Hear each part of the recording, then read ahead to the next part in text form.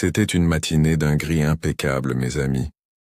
Le ciel, voilé d'une brume légère, semblait hésiter entre la mélancolie et la promesse. Lorsque je descendis du train en provenance de Paris, la petite gare de Montferrand m'accueillit avec cette gravité feutrée que seuls les lieux oubliés savent offrir. Je pris un instant pour observer mon environnement. Chaque détail, la rouille des rails, l'odeur âcre de la fumée de charbon, les pavés humides, semblaient figés dans un passé obstiné, refusant l'appel de la modernité. Mes moustaches frémirent légèrement sous la fraîcheur matinale. Un jeune homme, nerveux et bien mis, m'attendait près d'une automobile d'une élégance ancienne. « Monsieur Dupin ?» demanda-t-il avec une politesse soigneusement étudiée. Je répondis d'un hochement de tête précis, appréciant son effort. Durant le trajet jusqu'au cœur du village, je m'enquis de la situation avec ma délicatesse coutumière.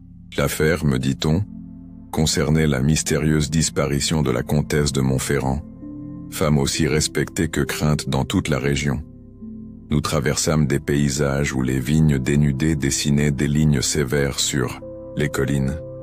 Chaque tournant de la route semblait dissimuler un secret, chaque arbre nu semblait murmurer des avertissements oubliés. À l'approche du château, mon regard fut captivé par sa silhouette austère. Montferrand, avec ses hautes tourelles et ses murs couverts de lierre noircie, imposait le respect comme un vieux général endormi. Un nid de secret, n'est-ce pas? Murmurai-je pour moi-même.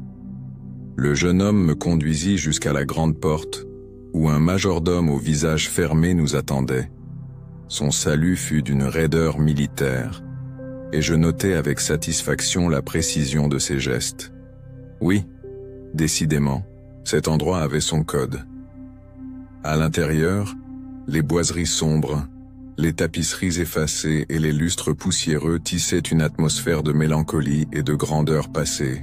Mon œil, exercé, glana 1000 indices insignifiants pour l'ignorant, mais révélateurs pour celui qui sait regarder.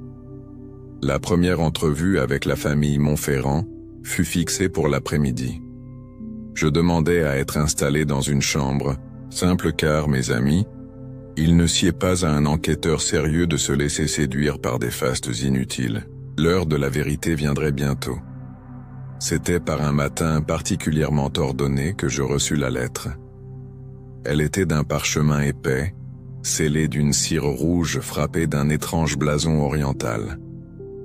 Assis dans mon salon immaculé, une tasse de chocolat chaud fumant devant moi, je pris soin d'ouvrir l'enveloppe avec la délicatesse qui sied aux documents importants. L'écriture, tout en arabesque raffinée, m'invitait à Bagdad. Un certain professeur Al-Rachid, spécialiste en antiquité mésopotamienne, sollicitait mon expertise sur une affaire qu'il qualifiait de délicate et vitale pour le patrimoine mondial. Ma curiosité, comme toujours, fut immédiatement éveillée. Je pris quelques instants pour réfléchir. Voyager à Bagdad en ces temps troublés n'était point une décision à prendre à la légère. Toutefois, mes cellules grises, avides de défis, ne pouvaient résister à l'appel d'un mystère si savamment présenté. Je décidai donc d'accepter. Mon départ fut organisé avec la méthode méticuleuse qui me caractérise. Valise alignée, par taille décroissante, billets soigneusement rangés dans un étui de cuir et bien sûr mon costume d'été blanc immaculé, assorti de mes moustaches impeccablement cirées.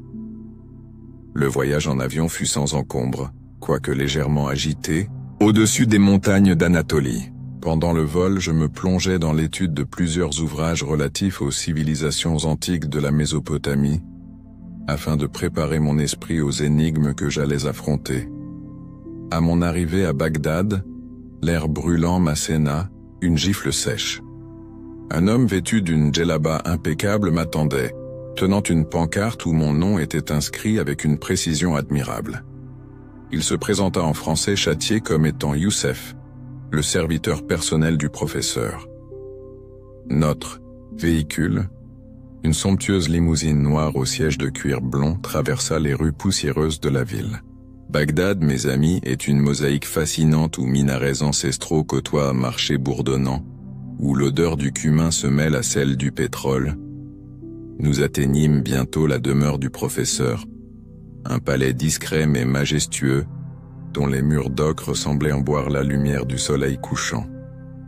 À l'intérieur, des couloirs frais aux mosaïques délicates nous conduisirent jusqu'à une vaste bibliothèque parfumée de cuir et de papyrus anciens.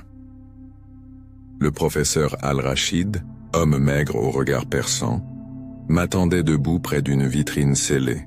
Après les salutations d'usage, il me désigna un objet dissimulé sous un drap pourpre. « Monsieur Poirot, dit-il avec gravité, ce coffre est porteur d'une malédiction et d'un crime. » Avec tout le cérémonial digne d'un temple antique, le professeur Al-Rachid saisit le coin du drap pourpre et, d'un geste lent et théâtral, le souleva. Le coffre apparut alors à mes yeux.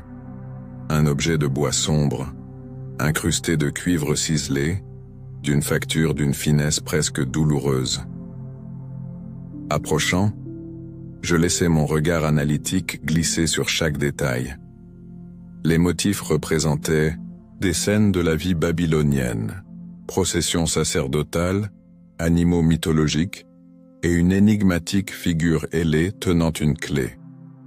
Ah mes amis, quel trésor d'art ancien et de mystères condensés dans un si modeste volume. Il fut découvert il y a 3 semaines, expliqua le professeur en s'inclinant légèrement. Dans une tombe oubliée, au sud de Mossoul. Mais, hélas, depuis son arrivée ici, 3 personnes liées à son transport ont connu une fin tragique. Sa voix se fit plus grave, et je notai la légère crispation de ses doigts. Il me raconta que le premier, un porteur robuste, avait été retrouvé sans vie dans une ruelle obscure, sans la moindre blessure apparente. Le second, un archiviste, était tombé mystérieusement d'une haute fenêtre sans avoir crié. Quant au troisième, un jeune étudiant, il avait disparu, son corps jamais retrouvé. Intrigué, je fis appel à mes cellules grises. Un lien logique entre ces événements devait exister. Le hasard, je le savais mieux que quiconque, est une créature capricieuse mais rare dans le crime organisé. Il fallait chercher la main de l'homme derrière ces drames, et non celle d'un présumé. Professeur, je demandai au professeur l'autorisation d'examiner le coffre de plus près. Avec 1000 précautions, je m'agenouillai devant lui. À l'œil nu, il n'y avait aucun mécanisme visible, aucune serrure apparente. Pourtant, sur la partie inférieure, un léger renflement attira mon attention. « Avez-vous tenté de l'ouvrir » questionnai-je, levant un sourcil. Le professeur secoua la tête avec vivacité. « Non, monsieur Poirot, jamais. Selon la légende, seule la clé de l'étoile noire peut en révéler le contenu sans attirer la malédiction. » Je répondis d'un mince sourire. Les légendes, elles aussi, ont leur logique. Avant de poursuivre, je demandai à voir le registre des personnes ayant eu accès au coffre depuis son arrivée. Tout, dans cette affaire, sentait l'intrigue, humaine, dissimulée sous un voile de superstition savamment entretenu. Il fallait agir avec méthode et sang-froid. Alors que je consignais mentalement mes premières hypothèses, un bruit discret troubla la quiétude de la bibliothèque. Un léger froissement, comme une robe glissant contre la pierre. Je me redressai, lentement, mes moustaches frémissantes. Oui, mes amis, quelqu'un nous observait depuis l'ombre. Parfait, mon ami. D'un mouvement souple, presque félin, je me retournai vers la source du bruit. Dans l'encadrement de la haute porte, une silhouette féminine se tenait immobile. Elle portait un voile d'or léger qui dissimulait à peine l'éclat de ses yeux sombres et curieux. « Mademoiselle » dis-je en m'inclinant légèrement, « toute apparition soudaine dans un lieu chargé de mystère est, pardonnez-moi, une énigme en elle-même. » La dame s'avança avec grâce, ses bracelets d'or tintant doucement à chaque pas. Sa voix, lorsqu'elle parla, était douce, mais porteuse d'une autorité indéniable. Je suis Layla Al-Rachid, la nièce du professeur. Elle souleva brièvement son voile, révélant un visage à la beauté sévère, presque sculpturale. Ses traits, empreints d'une fierté ancienne, évoquaient les reines oubliées de Sumer. Mes moustaches frémirent d'admiration discrète. Le professeur, visiblement embarrassé, fit les présentations d'un ton précipité. Il expliqua que sa nièce, passionnée d'archéologie, avait participé aux fouilles ayant mené à la découverte du coffre. Ce détail, mes amis, était de la plus haute importance. Les témoins directs, n'est-ce pas, sont souvent les plus précieux, ou les plus dangereux. J'invitai mademoiselle Al-Rachid à nous rejoindre. Tandis qu'elle s'asseyait avec la dignité d'une reine antique, j'observais la tension subtile qui raidissait ses épaules. Ah oui, quelque chose la troublait. Peut-être même quelque chose qu'elle craignait de révéler. « Vous avez participé à la découverte du coffre, mademoiselle ?» demandai-je avec cette douceur feinte qui, bien souvent, ouvre les cœurs, verrouillés. Elle acquiesça lentement. « Oui, monsieur Poirot. Et je suis convaincu que ce coffre n'aurait jamais dû être déplacé. » Son affirmation, prononcée avec gravité, suscita mon plus grand intérêt.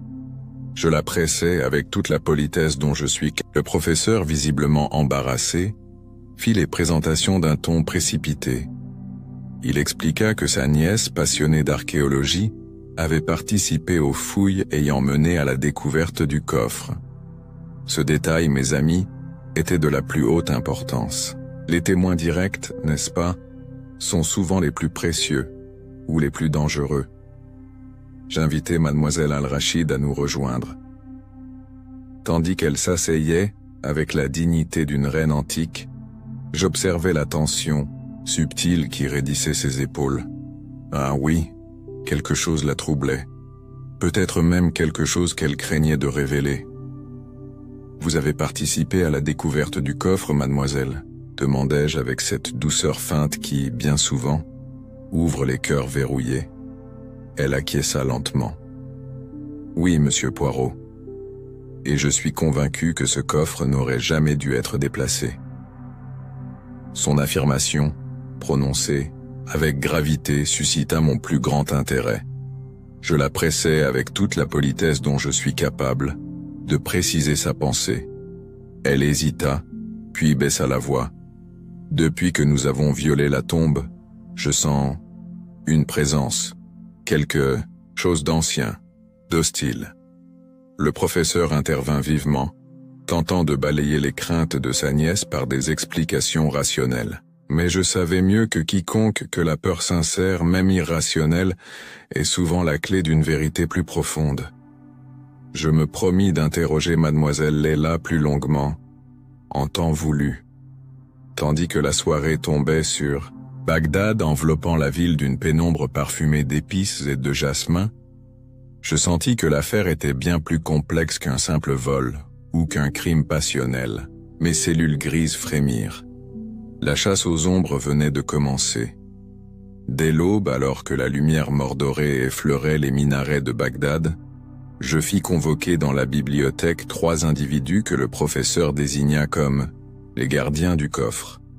Mon instinct, affûté par des années d'observation méthodique, me disait que dans leurs mots ou leur silence se cachait la clé du mystère. Le premier à se présenter fut Monsieur Farid Ben Saïd, conservateur en chef du musée national. Petit homme trapu à la moustache fournie et au regard perçant, il portait un costume de lin beige impeccable. Il salua d'une révérence mesurée et s'assit, droit comme une statue antique. La seconde était Madame Soraya Al-Hakim, restauratrice d'antiquité. Sa démarche était fluide, presque dansante, et ses doigts fins trahissaient des années de travail minutieux sur les artefacts les plus fragiles.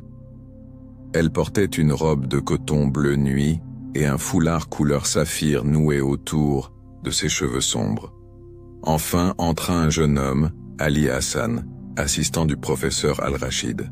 Son visage, à moitié dissimulé sous une casquette, exprimait à la fois l'ardeur de la jeunesse et une nervosité difficile à dissimuler.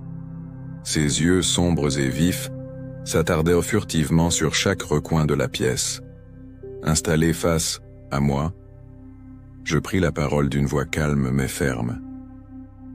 Mes amis, un mystère entoure ce coffre. 3 morts. Une disparition. Je compte sur votre sincérité totale. Souvenez-vous, nul secret ne résiste à l'ordre méthodique des petites cellules grises. Tous acquiescèrent, certains plus franchement que d'autres. Je commençai par interroger Monsieur Ben Saïd. Il affirma n'avoir eu qu'un rôle de conseil, et ne s'être approché du coffre que 2 fois, une lors de son arrivée au musée, et une autre pour superviser son transfert chez le professeur. Sa voix était assurée, mais je notai un clignement nerveux lorsqu'il évoqua la nuit du transfert. Madame Al-Hakim expliqua, avec cette précision qu'ont les artistes, avoir été chargée de l'analyse des gravures et des matériaux du coffre. Elle insista sur le fait qu'elle avait toujours travaillé en présence de témoins. Ses mains tremblaient à peine, un signe imperceptible mais révélateur d'une émotion contenue. Quant à Ali Hassan, il déclara n'avoir touché au coffre que pour porter les outils nécessaires aux analyses. Cependant, son regard fuyant et ses réponses évasives éveillèrent immédiatement mon attention. Mes moustaches frémirent d'intérêt. Ici, mes amis, il y avait quelque chose qui sentait l'inexactitude volontaire. Après les avoir remerciés et congédiés avec toute la courtoisie nécessaire, je restai seul dans la bibliothèque méditant. 3 gardiens, 3 vérités partielles. L'un d'eux, j'en étais convaincu, mentait effrontément. Mais pourquoi? Était-ce pour couvrir un crime? Ou pour se protéger d'un danger plus terrible encore? Cette nuit-là, je primais quartier dans l'aile et du palais des vents, ainsi nommé pour les légères brises parfumées qui couraient à travers ces vastes corridors. Ce palais, propriété ancestrale du professeur Al-Rachid, semblait murmurer dans son sommeil tel un conteur fatigué des siècles passés. La chambre qu'on m'avait attribuée était sobre mais luxueuse. Des tapis persans couvraient le sol, de lourds rideaux de velours cernaient les hautes fenêtres, et une lampe d'argent sculptée diffusait une lumière douce et dorée, jetant de longues ombres dans les angles de la pièce. Avant de me retirer, je pris le temps d'examiner les portes, les fenêtres et même les murs. Ah, mais oui, il fallait toujours être méthodique, surtout lorsqu'un mystère au parfum de mort et de légende plane alentour. Satisfait de mes vérifications, je m'allongeai enfin, les moustaches bien ordonnées. Vers minuit, alors que je sommeillais d'un œil et veillais de l'autre, car, mes amis, dormir dans ces circonstances serait une faute impardonnable, un léger bruit me tira de ma demi-torpeur. Un grincement, furtif, derrière le mur de ma chambre. Silencieusement, je me levai, ajustant ma robe de chambre impeccablement repassée. À pas de velours, je m'approchai du mur en question. Là, dissimulée derrière une tenture représentant la tour de Babel, se trouvait une porte dérobée à peine perceptible. J'approchai mon oreille de la porte. Un murmure, étouffé mais distinct, parvint jusqu'à moi. 2 voix conversèrent dans l'ombre, une voix grave, haletante, et une autre plus légère, presque moqueuse. Je ne pus distinguer les mots précis, mais l'urgence de leur échange ne laissait au prudent comme un chat. Je me glissai hors de ma chambre, contournant le couloir pour chercher l'autre accès à la pièce secrète.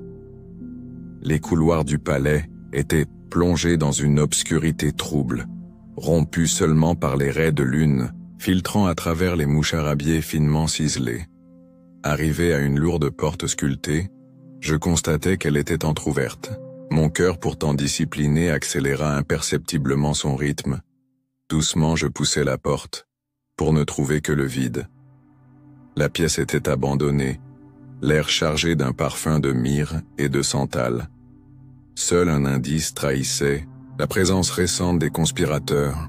Sur le sol de marbre, un morceau de tissu doré arraché sans doute dans la précipitation. Le même tissu que celui du voile de mademoiselle Leila Al-Rachid. Mes moustaches frémirent d'excitation. La toile du mystère venait de se tendre d'un cran supplémentaire. Le lendemain matin, sous un ciel de feu où les nuages s'étiraient, comme des soieries anciennes, je convoquai le professeur Al-Rachid dans la bibliothèque lambrissée du Palais des Vents. Il arriva, emmitouflé dans une djellaba sobre, le visage fatigué, les yeux fuyants. Cela me plut. Les hommes troublés finissent toujours par se trahir, mes amis. Je lui tendis le morceau de tissu doré retrouvé la nuit précédente. « Savez-vous à qui cela pourrait appartenir, mon cher professeur » demandai-je d'un ton anodin. Sa main trembla légèrement avant de se ressaisir.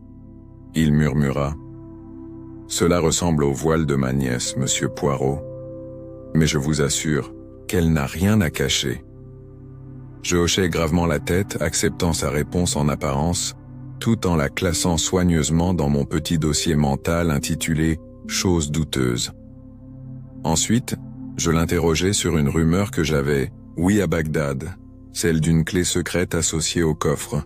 Le professeur pâlit, il hésita. Puis, vaincu par la force tranquille de mes petites cellules grises, il parla. « Oui, monsieur Poirot, une clé ancienne, façonnée dans l'or noir, ornée d'une étoile gravée. On l'appelle la clé de l'étoile noire. Elle ouvre non seulement le coffre, mais aussi d'autres secrets. » Son regard se perdit vers une époque oubliée. « Cette clé, où est-elle » demandai-je, penché légèrement en avant, prêt à saisir la moindre nuance dans sa réponse. Il détourna les yeux et répondit à voix, en basse, disparue, depuis 3 nuits. « Ah, mes amis, vous sentez comme moi cette odeur caractéristique ? Celle du mensonge enveloppé dans la peur. » Dès qu'il fut parti, je procédai moi-même à une fouille méthodique de la pièce. Derrière une étagère dissimulée dans un interstice du mur, je trouvai un coffret en bois de cèdre, minutieusement décoré de motifs géométriques. À l'intérieur, du velours noir froissé, mais vide. La clé avait bien été là. À cet instant, un léger claquement de talons retentit dans le couloir. Mademoiselle Leila Al-Rachid apparut, son voile d'or jeté nonchalamment sur l'épaule. Ses yeux, que nulle coquetterie ne pouvait adoucir, trahissaient une inquiétude sincère. Elle vit le coffret ouvert, et je perçus une ombre de panique passer sur ses traits.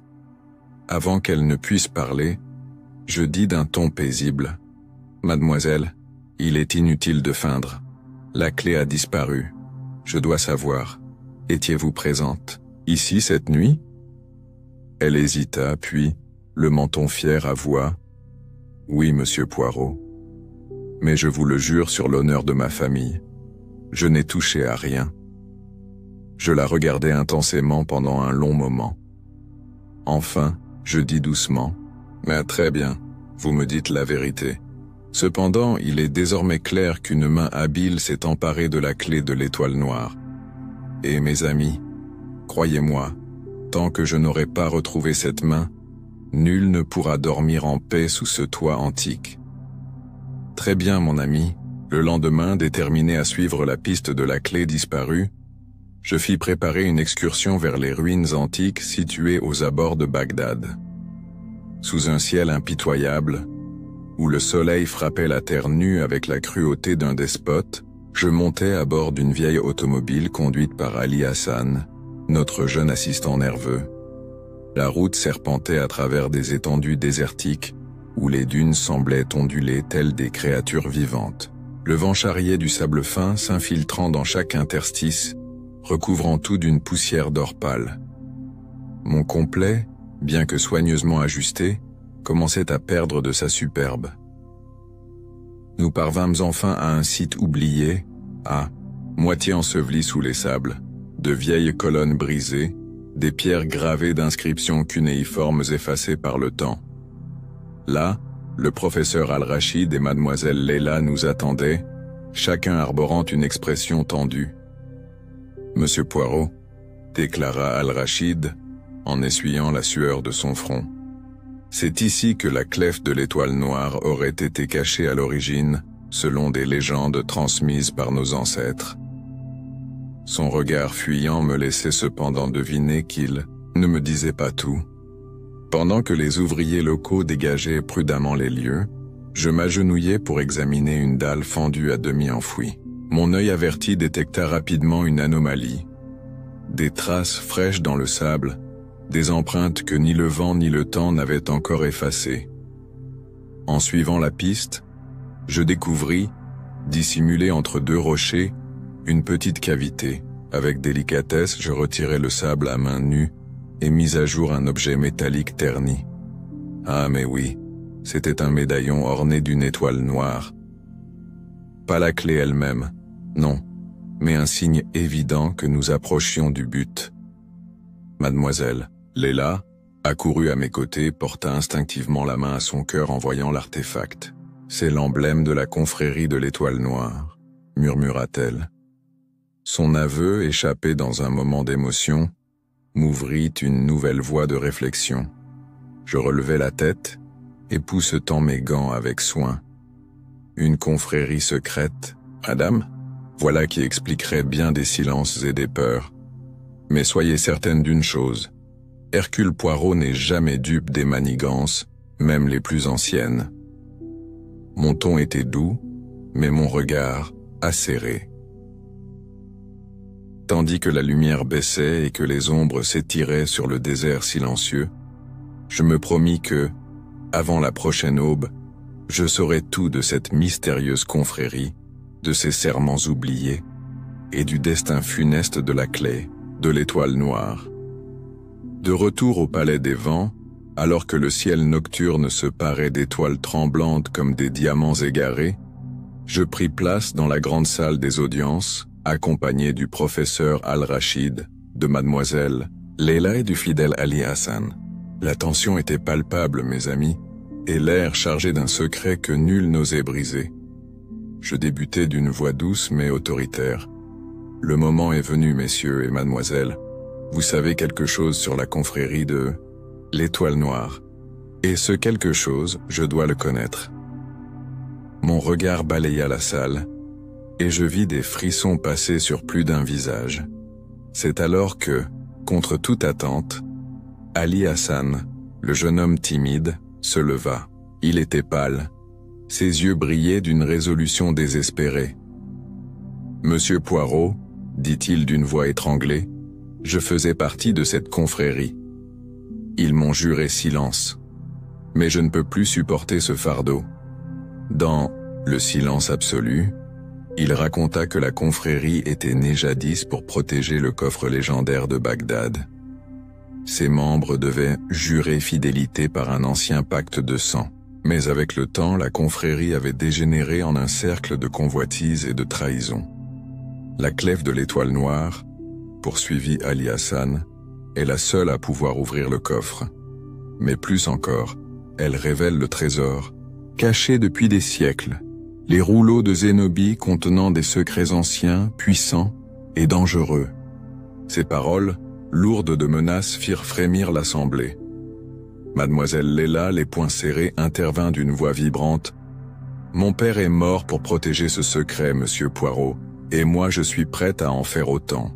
Ah, mais quel courage admirable, même si hélas parfois mal dirigé par la fougue de la jeunesse. » Je réfléchis un moment, caressant doucement ma moustache, puis je déclarai « Quiconque possède la clé court un grand danger, et quiconque la convoite encore plus. Il est impératif de la retrouver avant que le sang ne coule à nouveau sur ces terres anciennes. » À cet instant précis, un bruit sourd retentit à l'extérieur. Un coup bref, étouffé, suivi d'un cri étouffé. Sans attendre, je bondis sur mes pieds et courus vers la cour intérieure, suivi de mes compagnons. Sous les palmiers noirs dressés contre la lune, nous trouvâmes un corps gisant sur les dalles. Le malheureux n'était autre que Saïd, le vieux gardien du palais. Sa main crispée tenait un fragment d'étoffe noire, et, à ses côtés, brillait à moitié enterrée dans le sable la clé de l'étoile noire. Un frisson me parcourut l'échine. Le jeu d'ombre venait de se transformer en lutte mortelle. Le corps de Saïd, étendu sans vie sur les pierres froides, portait les stigmates d'une lutte désespérée. Mais plus encore, dans son poing fermé, la clé de l'étoile noire brillait comme une promesse de malheur. Une atmosphère de gravité totale enveloppait le palais des vents, et chacun savait que la fin du jeu était proche. « Monsieur Poirot, que devons-nous faire ?» demanda mademoiselle Leila, sa voix trahissant une angoisse qu'elle s'efforçait de masquer. Je la regardais calmement, mes petites cellules grises fonctionnant à pleine vitesse. « Il n'y a qu'une seule chose à faire, mademoiselle. Nous devons découvrir qui est derrière tout cela. » Le professeur Al-Rachid, qui jusqu'alors était resté muet, se redressa soudainement, les yeux brillants d'une résolution nouvelle. « Il y a longtemps que je n'ai pas vu ce symbole, » dit-il d'un ton grave. « La confrérie, elle n'a pas disparu, elle a simplement changé de forme. » Ah, un homme sage mais qui ne voyait pas tout. Je pris la clé d'une main experte et l'examinai sous la lueur tremblante d'une bougie. Le métal, noir et terne, semblait avoir été forgé dans un métal ancien. « Qui a fait cela ?» murmurai-je, mais personne ne répondit. Tout le monde avait ses secrets, mais certains étaient en prêt à tout pour les garder. La nuit s'étira, mais aucune réponse ne sembla se dessiner, jusqu'à ce qu'une silhouette furtive apparaisse dans l'ombre des colonnes. C'était Ali Hassan, le jeune homme tourmenté. Il s'approcha précautionneusement, jetant un regard furtif autour de lui. « Monsieur Poirot ?» dit-il à voix basse. « Je connais celui qui a pris la clé. Il se cache dans le vieux quartier des commerçants. » Mes réflexes furent immédiats. « Nous y allons tout de suite, » répondis-je, mes moustaches frémissant d'excitation. Il était temps de mettre un terme à ce mystère. Nous fîmes route ensemble, l'air chaud du désert nous enveloppant à mesure que nous pénétrions dans les ruelles étroites et mal éclairées de Bagdad.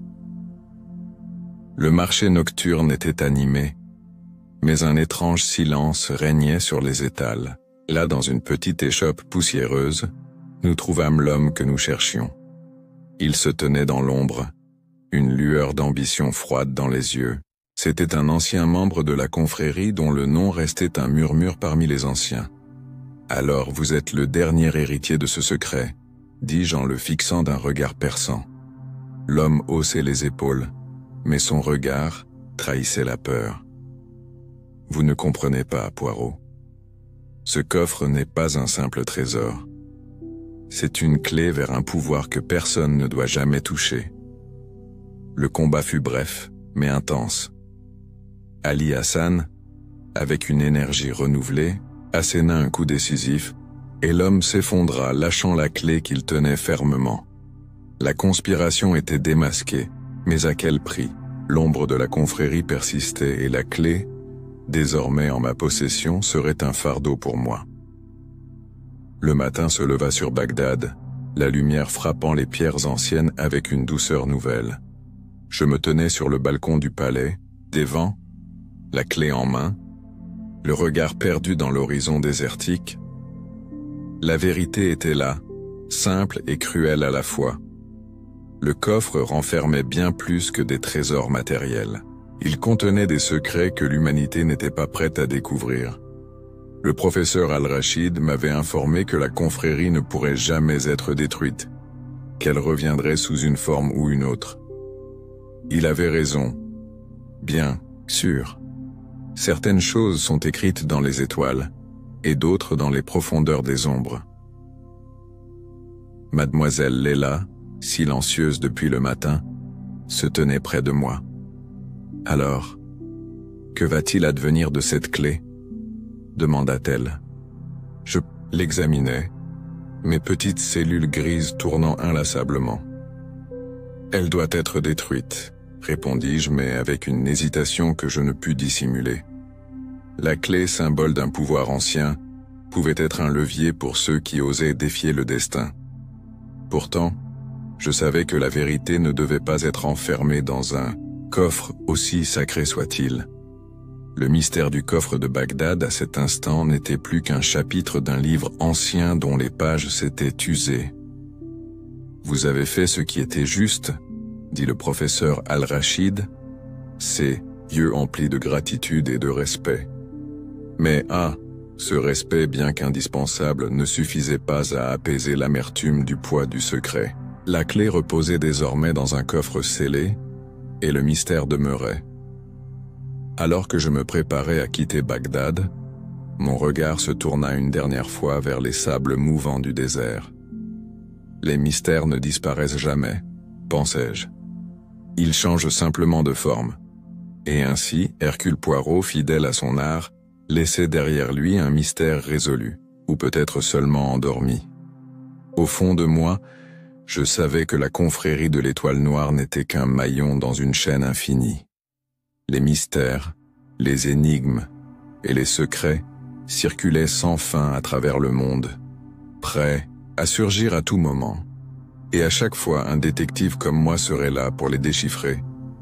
Alors que mon train quittait enfin la gare de Bagdad, un dernier sourire se dessina sur mes lèvres. L'aventure était terminée, mais le monde ne cessait de tourner et de